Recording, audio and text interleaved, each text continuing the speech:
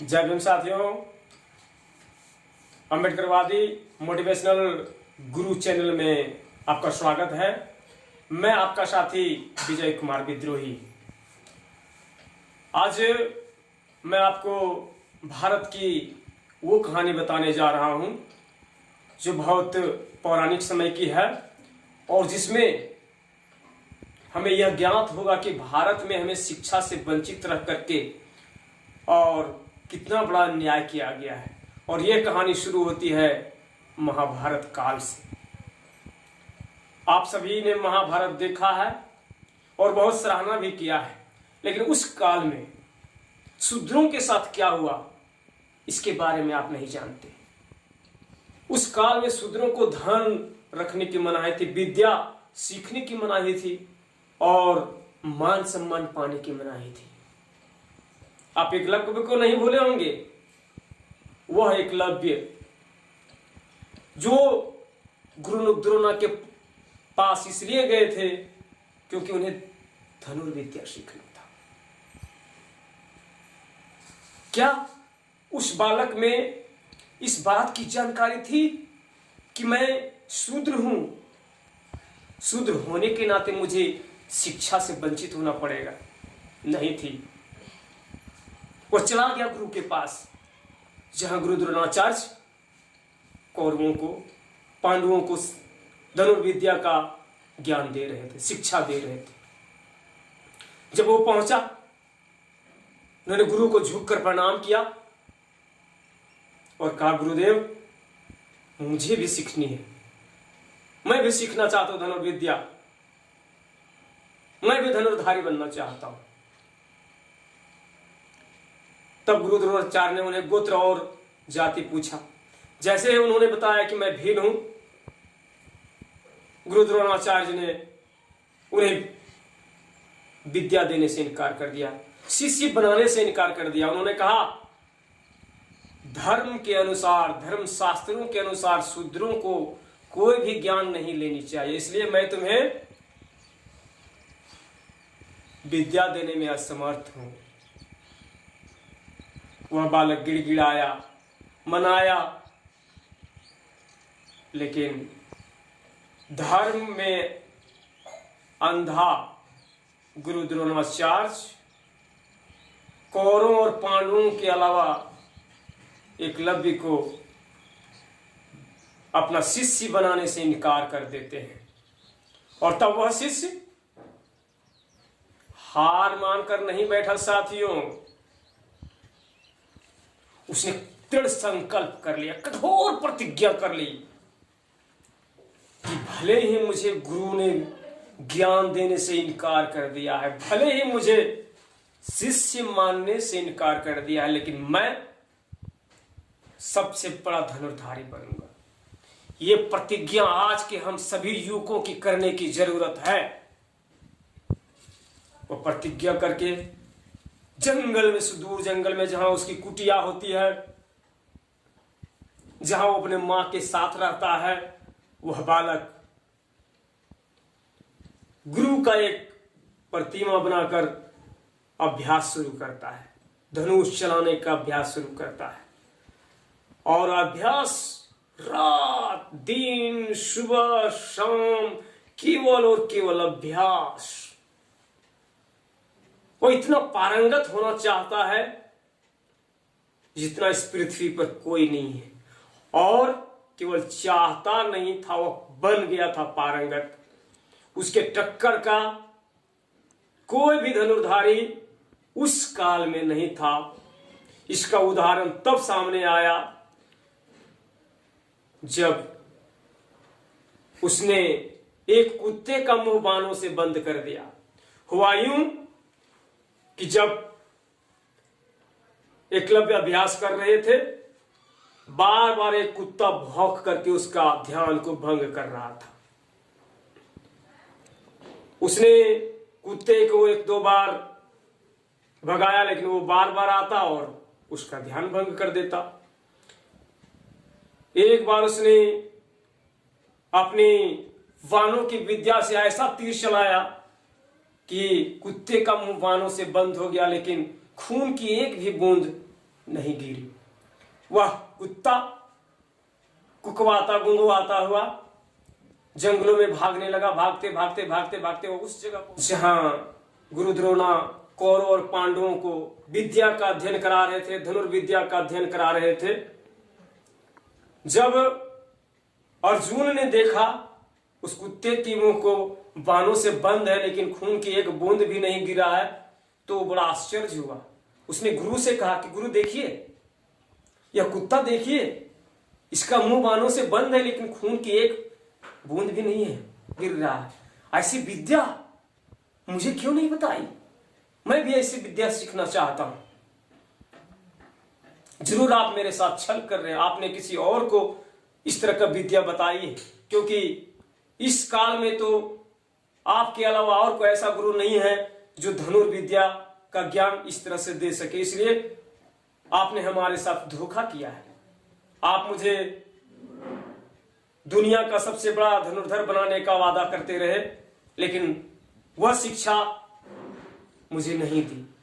तब गुरु द्रोणा के नहीं शिष्य, नहीं भक्त, मुझे बदनाम मत करो। मैंने तुम कौरव और पांडव के अलावा किसी युवा को धनुर्विद्या का ज्ञान नहीं दिया है। और जब उस कुत्ते के पीछे पीछे वो चलने लगे कि देखा जाए कि वो कौन सा धनुर्धारी है जो इस तरह की विद्या का ज्ञाता है, वो चलने लगे। कुत्ते के पीछे पीछे चलते चलते चलते चलते वो उस जगह पहुंच गए जहां देखा कि एक युवा जिसके तन पर बढ़िया वस्त्र भी नहीं है और जो बिल्कुल आदिवासी वेशभूषा में है, अभ्यास कर रहा है, बाणों को चलाने का अभ्यास कर रहा है। वह इतना ध्यान मग्न था कि वो लोग आए लेकिन उन्हें किसी तरह का ज्ञात नहीं हुआ। और तब जब उन्हें एकलव्य को उन्होंने पुकारा, तब वह देखते हैं कि एक गुरु उनके सामने खड़े हैं और कुछ युवा खड़े हैं। वह जाते हैं, एकलव्य जाते हैं गुरु द्रोणाचार्य के पास और पैरों में झुककर फिर प्रणाम करते हैं और पूछते हैं कि गुरु आज आप इधर कैसे भटक गए? गुरु द्रोणा कहते तुम कौन हो? तुम इतने विद्या का अभ्यास और इतना ज्ञाता कैसे हो? तुम्हारे गुरु कौन है? मैं झुक करके और प्रणाम करके कहता है, परम गुरु आप ही तो हमारे गुरु हैं। गुरु द्रोण को भारी आश्चर्य होता है कि मैं तुम्हारा गुरु कैसे हो सकता हूं शिष्य वत्स? हाँ, एकलव्य कहता है आप ही मेरे गुरु हैं, मैं आपको दिखाता हूं। और फिर वह ले जाता है और जहां गुरु द्रोण का प्रतिमा बना करके वह रखा हुआ था उसे दिखाता कि देखिए गुरु, मैं बचपन में आपसे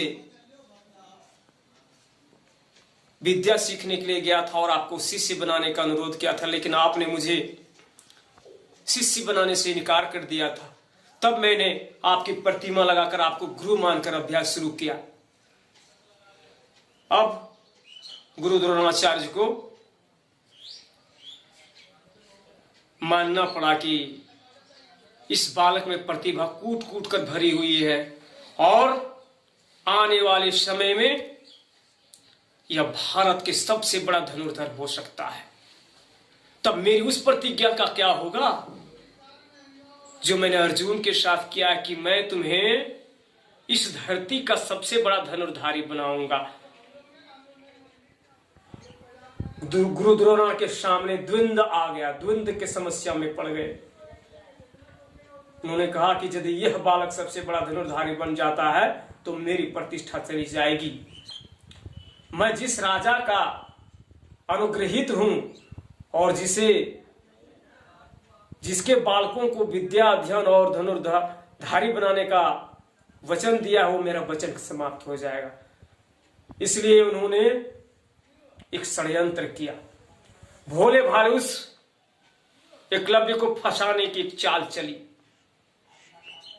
उन्होंने कहा, एकलव्य ठीक है, तुम मुझे गुरु मानते हो, लेकिन मैं तुम्हें शिष्य नहीं मानता। एकलव्य ने पूछा, क्यों गुरु, आप बताइए मुझे क्या करना होगा आपको शिष्य बनने के लिए? आपके शिष्य मैं बन सकूं इसके लिए मुझे अगर जान देनी पड़े तो मैं देने के लिए तैयार हूं। बोला, मैं तुम्हें जान नहीं मांग रहा, मैं तुम्हें गुरु दक्षिणा मांग रहा हूं। मुझे गुरु दक्षिणा चाहिए, मैं तुझे शिष्य स्वीकार करता हूं लेकिन गुरु दक्षिणा चाहिए। कहा, आप शौक से जो फरमाइए, जो मांगिए, मैं देने के लिए तैयार हूं। तब कुटिलता की चाल को चलते हुए एकलव्य को रोकने के लिए, विश्व का सबसे बड़ा धनुर्धारी ना बन सके इसके लिए गुरु द्रोण ने कहा कि अगर तुम मुझे गुरु मानते हो तो मुझे तुम्हें दाहिने हाथ की अंगूठा देना पड़ेगा। एकलव्य आहत हो गया। वो सोचने लगा कि ये क्या मांग रहे हैं गुरुदेव मुझे, अगर मेरे पास अंगूठा नहीं होगा तो मैं बाणों का निशाना कैसे साध सकता हूं, मैं अभ्यास कैसे कर सकता हूं, मैं सबसे बड़ा धनुर्धर कैसे बन सकता हूं। उन्होंने कहा, गुरुदेव आप मुझे जान ही मांग लिए रहते। गुरु द्रोण ने कहा कि एक बार तुमने वचन दे चुका है मुझे गुरु दक्षिणा, तब मुझे अंगूठा ही देना होगा। एकलव्य ने पीछे से कटार निकाला और अपने अंगूठे को काट करके गुरु के चरण में हाजिर कर दिया। साथियों, आप बताएं, क्या उस तरह की गुरुओं की आज भी कमी है? आप यूनिवर्सिटी में चले जाइए, आप कॉलेजों में चले जाइए, आप शिक्षण संस्थानों में चले जाइए, एकलव्यों की रोकने वाले गुरुओं की कहीं कमी नहीं है। लेकिन अब क्या एकलव्य को अपनी अंगूठा की तरह अपना सर निछावर करने की जो बातें हैं वो करते रहना चाहिए? बिल्कुल नहीं। वैसे गुरुओं को जो छल कपट के साथ हमारे साथ हमें रोकने का प्रयास करे, वैसे गुरुओं को हम अंगूठा नहीं देंगे, वैसे गुरुओं को हम सबक सिखाएंगे। यह मांग है इस समय की, यह मांग है आज की। आप अपने समाज को इसके लिए तैयार करें और एकलव्य की उस कुर्बानी को जन जन तक ले जाएं। फिर अगले एपिसोड में हम आपसे मिलेंगे। जय भीम, नमो बुद्धाय।